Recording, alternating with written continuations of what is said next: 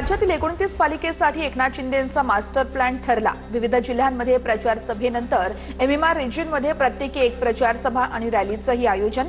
आज नवी मुंबईमध्ये शिंदेंचा रोड शो असेल।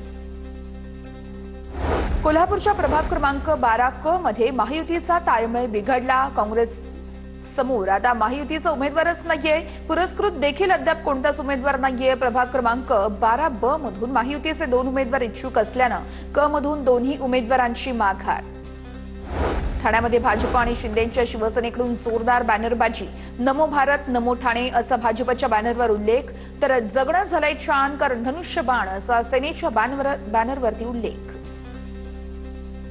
मासाहेब मीनाताई ठाकरे यांच्या जयंतीनिमित्त उद्धव ठाकरेंकडून त्यांच्या पुतळ्याला छत्रपती शिवाजी महाराज पार्कमध्ये जाऊन अभिवादन।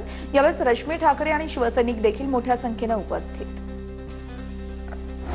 खासदार शोभा बच्चाव यांची मालेगाव तालुक्यातील हॉटमिक्स प्लांटवर धाड। हॉटमिक्समुळे परिसरामध्ये प्रदूषण होत असल्याच्या नागरिकांच्या तक्रारीनंतर पोलीस तहसील विभागासह प्रदूषण नियामक मंडळाकडून चौकशी।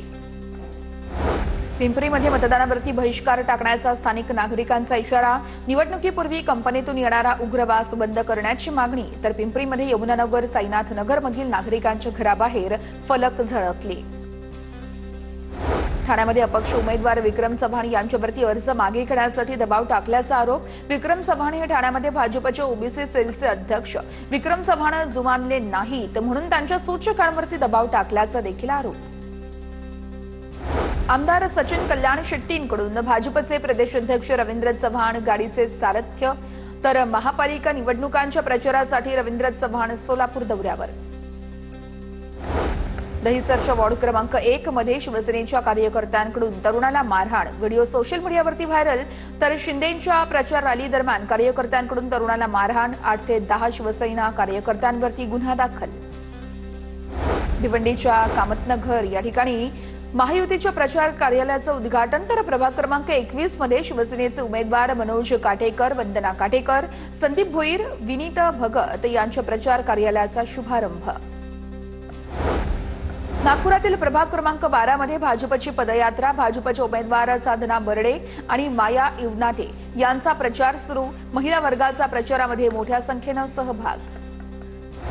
भिवंडी महापालिकेमध्ये प्रचाराचा जोर वाढला। प्रभाग क्रमांक 17 मध्ये भाजप पक्ष कार्यालयाचं उद्घाटन संपन्न।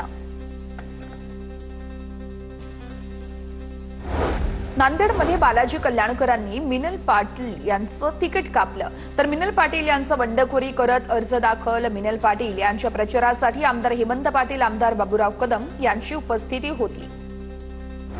पुण्यामध्ये शरद पवारांच्या राष्ट्रवादीकडून 5 उमेदवारांवरती शिस्तभंगाची कारवाई। संयुक्त आघाडीमुळे बंडखोरी महागात पडली। घड्याळ चिन्हाच्या उमेदवारांना पाठिंबा।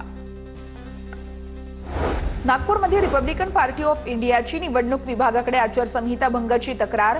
काँग्रेस भाजपच्या अनेक उमेदवारांकडून प्रचारामध्ये रिपाई पक्षाच्या अधिकृत ध्वजाचा वापर होत असल्याचा आरोप।